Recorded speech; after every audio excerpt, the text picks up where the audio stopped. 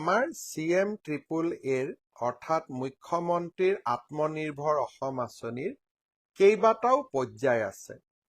প্ৰথম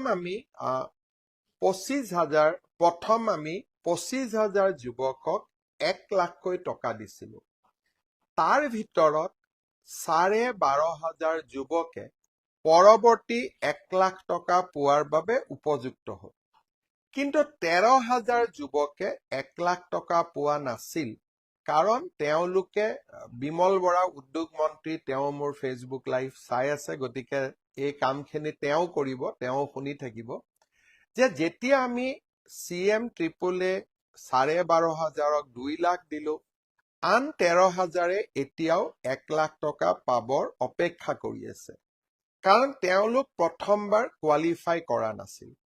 এতিয়া আমাৰ প্ৰথম কাম হ'ব অহা কেইটামান দিনৰ ভিতৰত এই 13,500ক আকৌ এবাৰ পুনৰীক্ষণ কৰা আৰু তেওঁলোকৰ যোনে 1 লাখ টকা পাবৰ বাবে যোগ্য তেওঁলোকক আমি আৰু 1 লাখ টকা দি 2 লাখ টকা সম্পূৰ্ণ কৰিব বিচাৰিম। নেক্সট, ইলেকশ্যনৰ আগতে আমি 75,000 যুৱক যুৱতীক 75,000 টকাকৈ দিলো। এতিয়া তেওঁলোকে এটা 3 দিনৰ ট্ৰেইনিং কৰি আছে। এই 3 দিনৰ ট্ৰেইনিং যেতিয়া সকলোৰে শেষ হৈ যাব, মই ধৰি লৈছো 1.5 মাহ লাগিব, যদি মোৰ ভুল হয় বিমল বৰাই কাৰেকশ্যন কৰি দিব। যেতিয়াই তেওঁলোকৰ 3 দিনৰ ট্ৰেইনিং শেষ হৈ যাব, আমি ফেজ কৰি আছো, কাৰণ 75,000ৰ ট্ৰেইনিং একেলগে কৰা সম্ভৱ নহয়।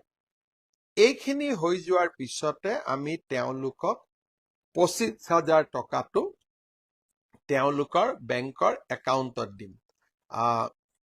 গায়ত্ৰী হাজৰিকাই কৈছে, মামা মোক জীৱন প্ৰেৰণাৰ আঁচনি লাগে। মই ভাবো মই টকা লাগে, মই জীৱন প্ৰেৰণাৰ বিষয়ে ইতিমধ্যে কলো যে ছেপ্টেম্বৰ মাহত পাব।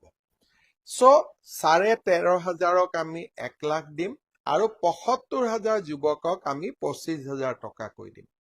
তাৰ পিছত নতুন বাজেটত ঘোষণা কৰাৰ অনুসৰি আৰু 50,000 যুৱকক আমি CM ট্ৰিপল এৰ বাবে চিলেকশ্যনৰ প্ৰক্ৰিয়া আৰম্ভ কৰিম।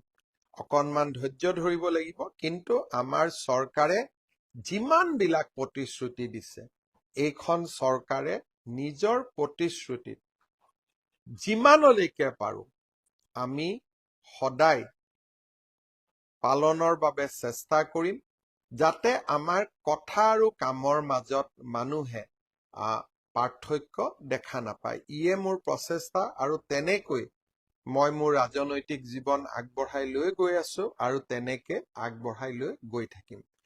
বহুত